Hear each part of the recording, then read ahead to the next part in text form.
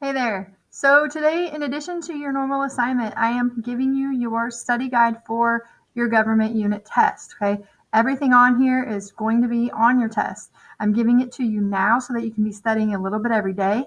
Our plan is to have our test in the middle of next week sometime.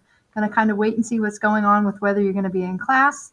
Hopefully you are, or if for some terrible reason we have to be virtual still. But I will let you know next week when your test is going to be. But for now, one of your daily assignments is going to be to remember to pull this out and study it every day. All right. We'll start with there's the questions that I'm going to be asking you. When was the final version of the Declaration approved? When was the Constitution signed? You need to know the month, the day, and the year. You can't just get by with knowing July 4th is when the Declaration was approved. You have to know the year of 1776. The same thing with the Constitution.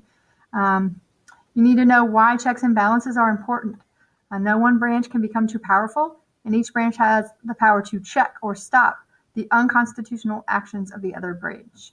You need to know the three branches of government: legislative, executive, and judicial, and each of their responsibilities and the members that make up those branches. So you need to know that the legislative branch, for example, makes laws, and that it is made of Congress, which has the Senate and the House of Representatives.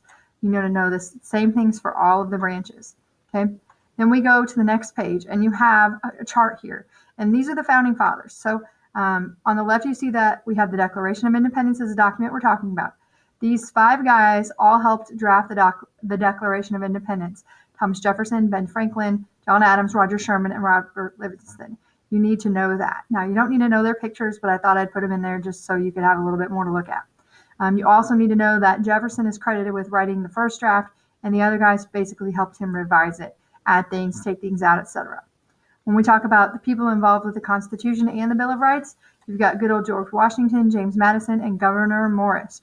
Remember, George was the president of the convention. Okay, he was in charge of kind of how the meeting went. James helped write actually both documents, the Constitution and the Bill of Rights. And Governor Morris wrote the preamble and the final draft of the Constitution. So lots going on there. If you go on to the next page, there's a chart that says the founding documents. Okay, and then basically we need to know why did they need it and what was its effect or purpose. So the Declaration, why did they need it? The colonists were unhappy with Britain, they didn't want to pay taxes, and they didn't have anyone to represent them in Parliament. Parliament is kind of like our version of Congress. What was its purpose or effect? America was born. The colonists declared their independence from Great Britain to the rest of the world. Okay, that was kind of their announcement to everybody. It also angered Great Britain and led to the Revolutionary War. And it also rallied the colonists' support at home and abroad. We talk about the Constitution. Okay, why did it need to be written? Because the Articles of Confederation were not effective. We talked about all of the problems that they had with those. So what was its effect? What was its effect? The Constitution listed the laws of the nation. It explains the structure of the government, the three branches system, and of checks and balances. It divides the power between the federal and state governments, and it serves as a guide to other countries and around the world. And last, we have the Bill of Rights, which is the first 10 amendments to the Constitution. Remember, an amendment is a change to the Constitution. So why did they need it? Because people were hesitant, meaning they were kind of scared to want to go ahead and approve the Constitution if they didn't have something that listed the rights of the people. Remember, the Constitution just explains the government, how it's set up with three branches and things like that. The Bill of Rights explains the rights that everybody has, just the first 10. We know that it goes on for 27. What was in effect? It established the basic rights and liberties of American citizens and protected them from the government. If you remember in our reading, it was a picture of a shield for that unit, for that chapter, and the shield represented the protection that the Bill of Rights gives us.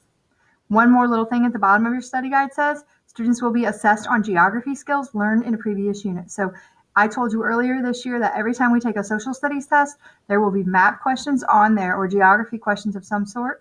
That's for me to see that you're keeping up on your geography. We still have to take our geography assessment when you get back too. So it'll be a fun-filled week, guys. All right, so here's the thing. Don't wait until I tell you the night before the test to start studying.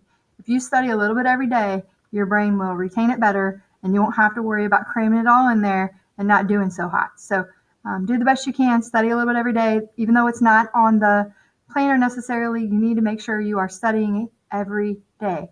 All right. Have a great day. Goodbye.